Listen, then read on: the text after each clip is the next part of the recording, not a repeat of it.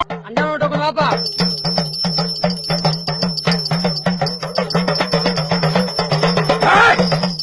என்னடா பிரச்சனை? சீக்கிரம் முன்னேறக்கு ஒரு தொழில சொல்லுங்க சாமி. என்னடா படிச்சிருக்க? எதுவுமே படிக்கல சாமி. பேசாம எலெக்ஷன் நின்னு எம்பி எம்எல்ஏ ஆயிடுறா.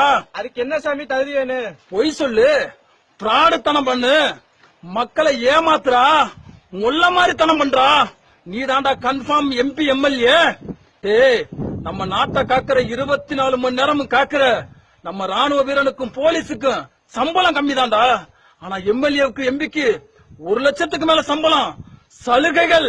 டேய், அவங்க எல்லாம் படிக்காதவங்க, படிச்சவங்க பூரா சலிப்பு அடிக்கிறான்டா. பக்கத்துல பணப்பட்டிய வச்சுக்கிட்டு தீர்மானத்தை போட்டு கொள்ளையடிக்கிறாங்கடா. சொல்லி வரேன் கேளுடா.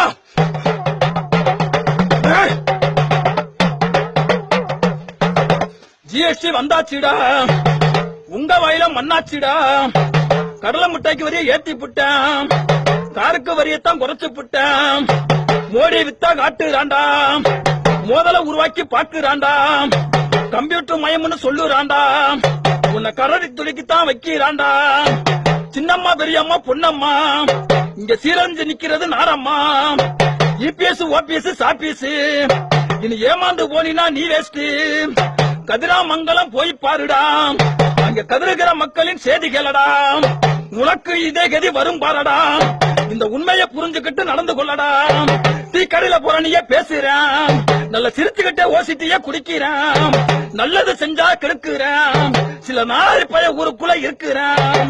களவாணி பயில சேர்ந்துட்டாங்க கூட்டு, உன் காலடியில வைக்க போற வேட்டு. இத புரிஞ்சு நடந்துக்கிறா மாப்பு, இல்ல கூடிய சீக்கிரம் வச்சிருவாங்க ஆப்பு.